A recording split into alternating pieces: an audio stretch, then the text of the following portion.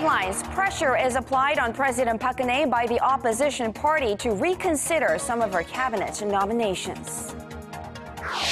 Korean stocks react to Portuguese bank concerns and renewed fears of another European debt crisis, with the benchmark Kospi shedding 0.7%. And the UN Secretary General Ban Ki-moon calls for restraint from both Israel and the Hamas leadership in Gaza, saying the region cannot afford another all-out war.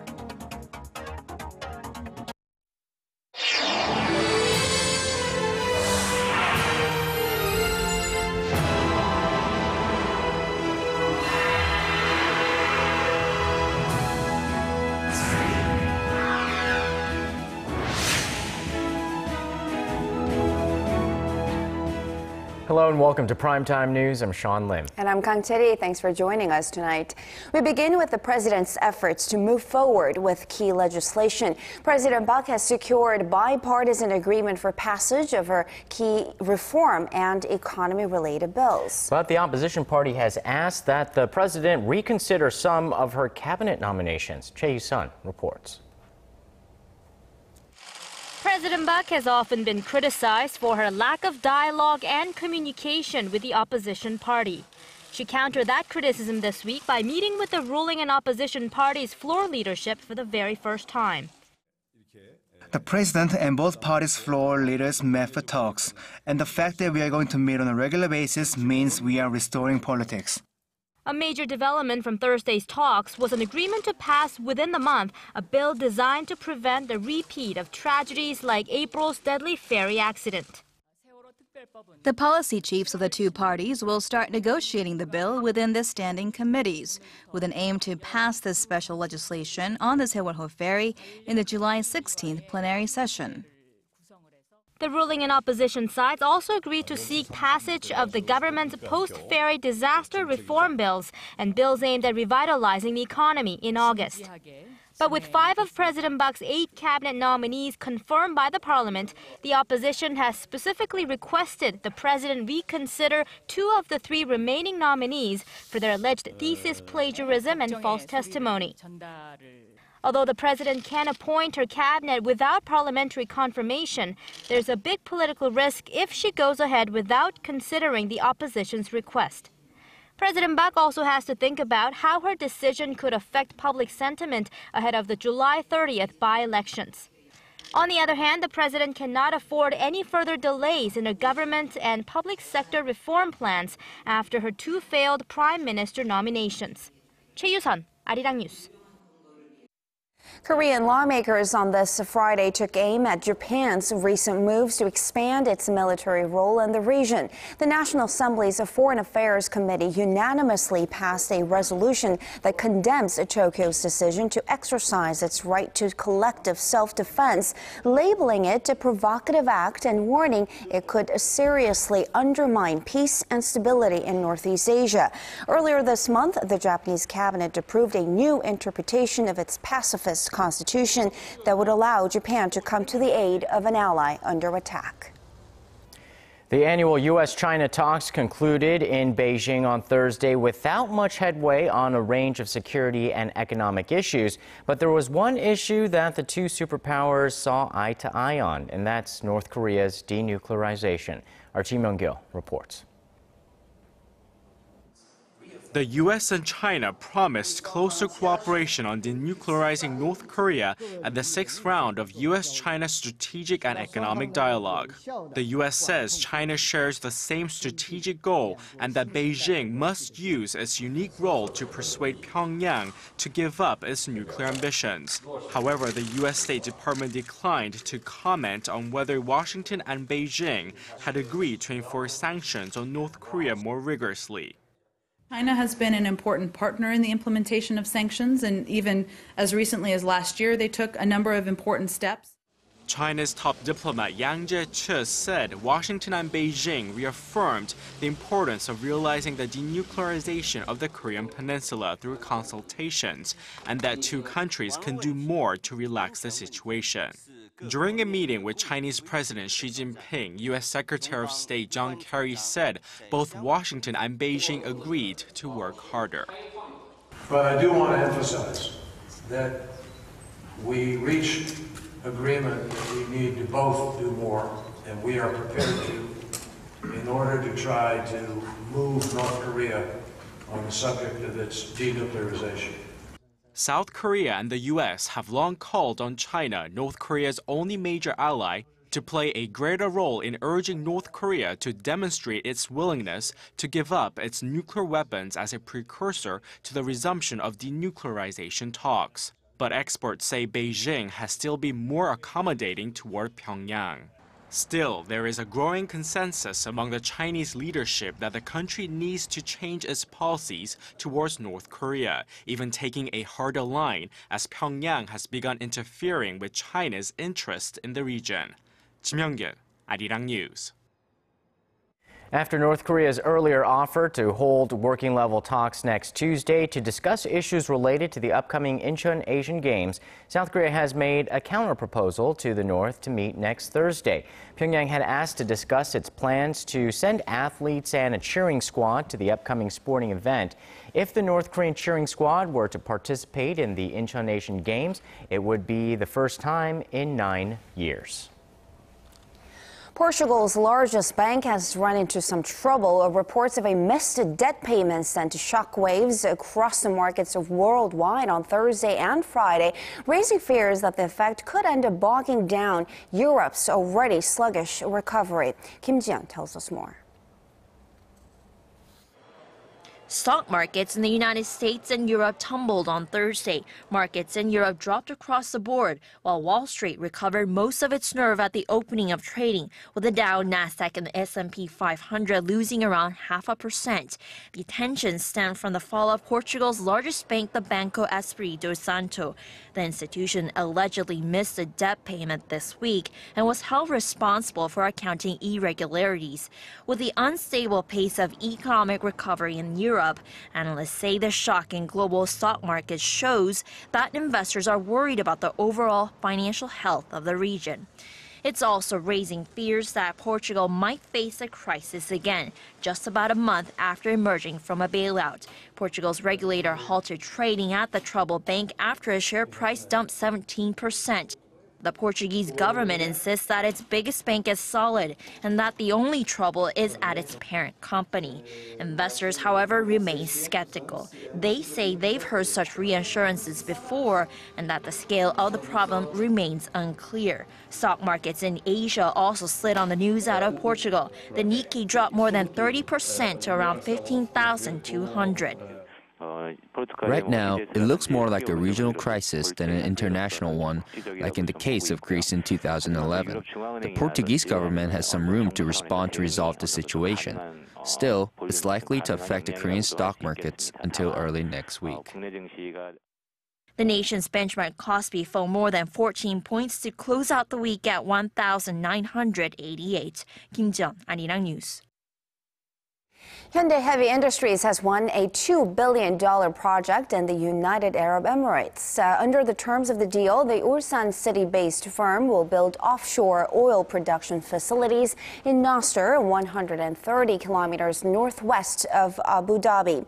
The project includes engineering, procurement, and construction work, all of which is due to be completed by the second half of 2019. Once finished, the oil production capacity of that offshore field will nearly triple to 65,000 barrels a day. Another science fiction fixture has become a reality. Korea's LG Display, the flat screen maker of LG Group, has unveiled an 18-inch flexible OLED panel. The panel can be rolled into a cylinder with a radius of 3 centimeters without affecting its functionality. The display maker also revealed a transparent OLED panel of the same size with a transmittance of 30%. LG plans to develop both transparent and bendable panels of more than 60 inches by 2017 in a bid to lead the race in the display market. If you've ever flown into Korea from abroad, you're probably familiar with Incheon International Airport. But city officials are out to show the world that Incheon is more than just an aviation stopover. Our Park Ji-won explains how they plan to transform the city into a global hub for medical tourism. This is Incheon International Airport, Korea's main gateway, where hundreds, thousands of people from all over the globe come and go every day. The airport consistently ranks among the best in the world, but the city of Incheon has much more to offer to these global citizens than a great airport. It hopes to bring more patients to the city's state-of-the-art medical centers. Just 30 minutes from the airport, dozens of hospitals and clinics have expanded their services to provide medical treatments for international patients. International St. Mary's Hospital, for example, a 20-minute drive from the airport, offers medical services in English for expats and foreign visitors. It's very clean, very new, and we got excellent equipment. Visiting this hospital, I was very impressed, and everything is awesome. I've looked at some of the equipment you have, and it is state-of-the-art. Incheon's accessibility is an added incentive for foreigners seeking medical care. Incheon has great accessibility via its airport, which serves around 40 million people a year, and its port, which carries about 2 million people a year. The city is registered as a WHO health city, and we are able to provide medical services just an hour after a person arrives at either the airport or the port. These hospitals can be accessed directly from the airport via shuttles at the airport's Medical Tourism Information Desk. Park Ji-won, Arirang News. Now let's get a recap of the major newspaper headlines in Korea. Our very own Yu Leon joins us to break them down and translate them into English. Leon, take it away. Thank you for that. Let's go ahead and start with the Chosun-ilbo, which is carrying a special series on North Korean residents' thoughts on reunification. Now, the headline reads, North Korean residents' reunification needed for economic development. So the paper conducted this extensive survey of 100 North Koreans who work in China. The graph here shows 95% or 95 of the 100 felt a need for reunification, with most of them saying they will be the direct beneficiaries. Now, when asked why the two Koreas should reunite, nearly half of the respondents said for economic development, and a third said it should happen under South Korea's capitalist system. When asked when it's likely to happen, more than half answered within 5 to 10 years. Now, it also turns out they are very interested in South Korean pop culture. Now, the headline here reads, from Haeju to Cheongjin, all watch South Korean TV, enjoy Kim Yeon-ah TV commercials. Kim Yeon-ah is, of course, Korea's star figure skater. Now, here you can see the map of North Korea and the cities of Haeju and Cheongjin, and on the opposite corners of the country, indicating that virtually most North Koreans across the country watch South Korean media. Now, the stats down here show that nearly half of those surveyed have watched South Korean TV, and about 80% say their view of South Korea turned more positive after watching the South Korean dramas and TV shows. To sum it up, most North Koreans, at least according to this survey, feel friendly towards the South and hope for reunification in the near future. Now, moving on over to Chungang-ilbo, the headline here reads, time for revolution, all eyes on Lee Jae-yong, Tim Cook. Now, you see the two men down here and also their company's stock price fluctuations this month. As you may remember, Samsung laid out a worse than expected second quarter report card earlier this week. And in contrast, you see Apple's rising stock prices. Now, the paper says that the two successors, well, Lee, who is more like a successor in waiting, are building up their company's competitive edge to battle in the post-smartphone era. Lee is attempting to remake Samsung by concentrating on devices for mobile healthcare that can be used for to diagnose diseases, while the paper says that Apple CEO Tim Cook is getting friendlier with the company's competitors by working with Microsoft and ending its patent battle with Google. Now, finally, we take a look at how algae could be used to fly jets. The headline here reads, Korea's FA-50 fighter jet flies with fuel made out of algae. Now, here you see researchers from the Korea Advanced Institute of Science and Technology in a lab with bottles of algae, which they say they'll begin experimenting with starting next year in an attempt to turn them into biofuel for aircraft. The paper says that would make Korea the second country in the world after the United States to experiment with algae fuel. Now, algae is gaining a great deal of attention as a potential source of biofuel as it grows extremely fast, is rich in oil, and is environmentally friendly as it absorbs carbon dioxide. But Korea is still in the experimental stage, and the professor here from KAI says the technology could be commercialized within 10 years. Now that does it for this week's look at some of the top stories from the local papers.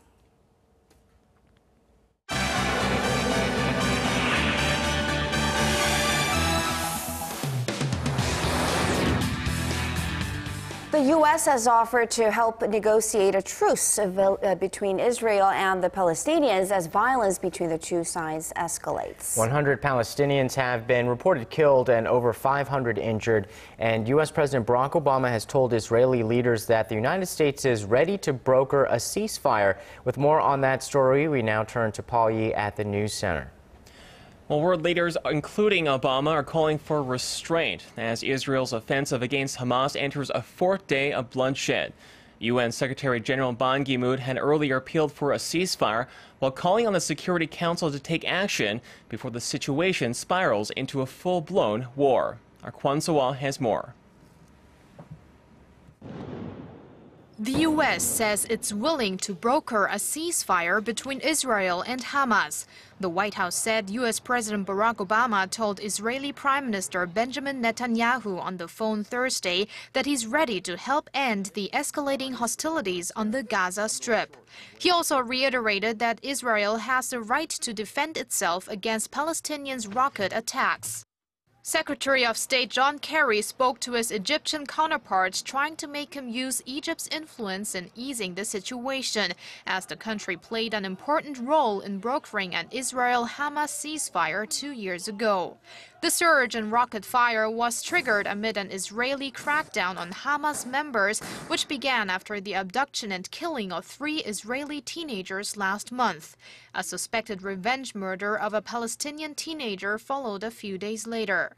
Hamas has reportedly launched over 550 rockets into civilian areas in Israel. Israel responded with over 500 airstrikes, part of their Operation Protective Edge launched earlier in the week. UN Secretary General Ban Ki-moon made a passionate appeal for a ceasefire during an emergency session, saying Gaza was on a knife edge. Today, we face the risk of an all-out escalation in Israel and Gaza, with the threat of a ground offensive still palpable and preventable only if Hamas stops rocket firing. The UN chief called on the international community to work with Israeli and Palestinian leaders to stop the situation from escalating and said the region cannot afford another full-blown war. Kwon So-won, Arirang News. And turning now to Japan, where the economy minister is calling on the central bank to apply brakes to plans to scale back its stimulus measures. Minister Ikeda Amari says such talk is premature as the economy has only just begun recovering.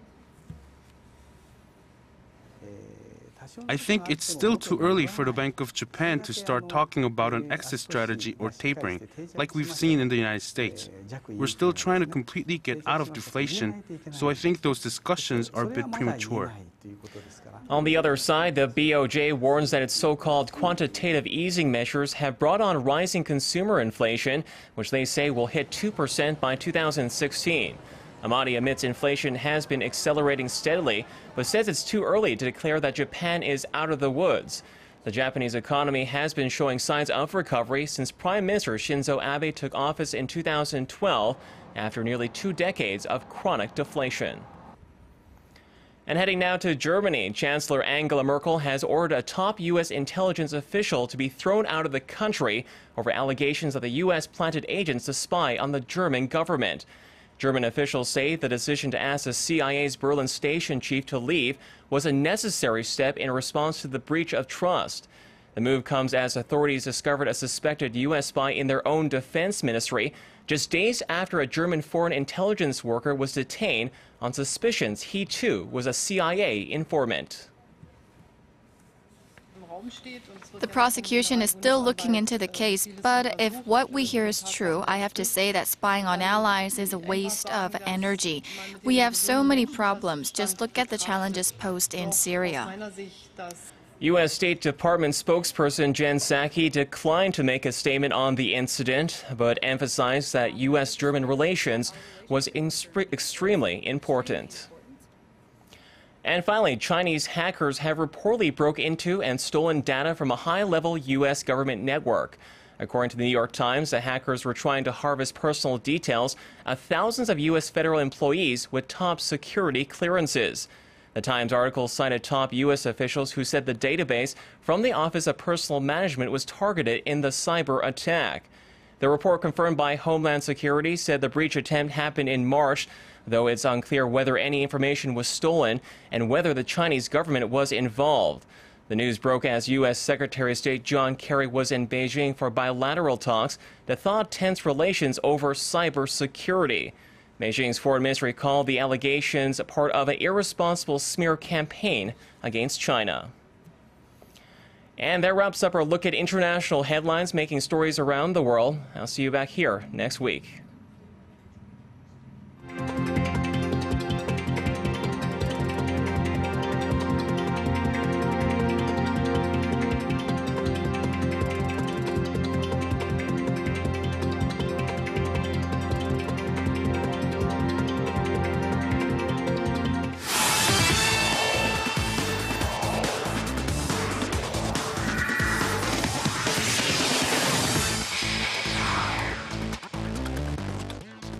Hello and welcome to Primetime Sports. I'm Stephen Che.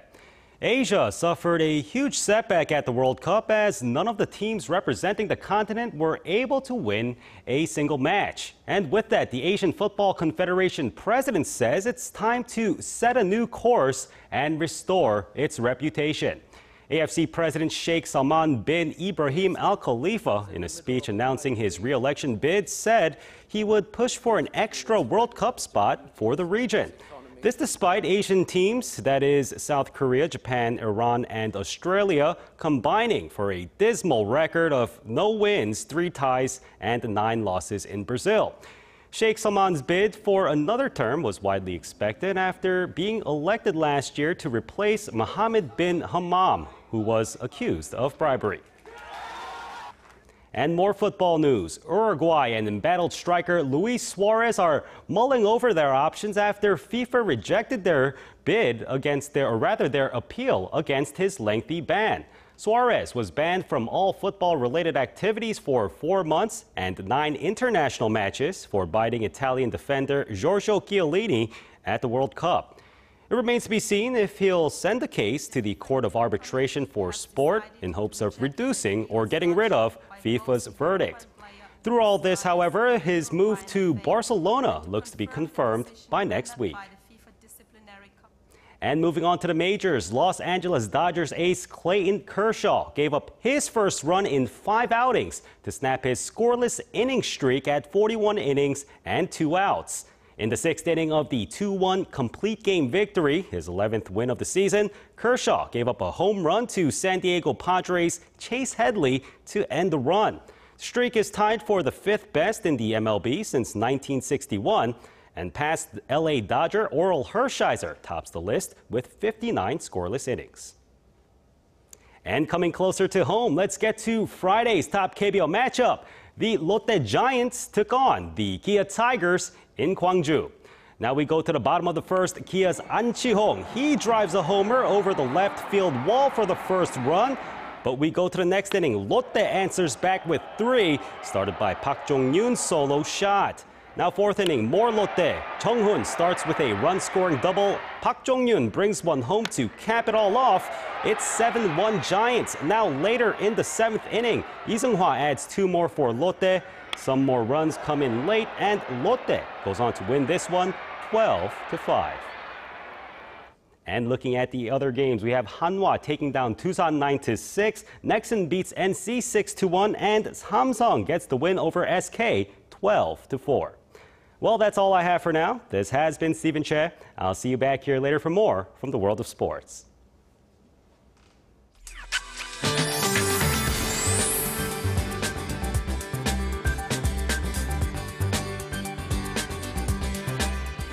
It was yet another hot one here in Seoul, and it looks like the sweltering conditions will continue over the weekend. That's right, and our Kim Bo-kyung joins us from the Weather Center to give us the details. Bo-kyung, take it away. Get ready for more uncomfortable conditions. Now, although things should cool down a bit, daytime highs will remain at around 30 degrees. There is news of monsoon showers down south over the weekend, but no worries as it won't be much. Taking a look at our satellite map, at the moment we are seeing mostly clear skies nationwide, and there is a slim chance of light rainfall in the northern Gyeonggi-do province, but overall this weekend looks to be a good chance to head out to the beach or to the pool. Other than that, a heat wave warning remains in effect for Gangwon-do and Gyeongsang-Bukdo provinces as well as Daegu. On to Saturday's readings. Daegu soars to a hot 33 while Gwangju and Busan hit 29. As for other regions, Jeju and Dokdo make it to the mid-20s, Mount Kumgang to 31. Last but not least, football's biggest event is nearing to an end. The third-place match and finals are set to take place in Brasilia and Rio over the weekend, and weather in those regions look to be so far so good. Hope you have a wonderful Friday evening, and I'll see you back Monday night. All right, thanks, Bo-kyung, as always, and that wraps up this edition of Primetime News. Thanks for watching, and have a great weekend, everyone. Good night.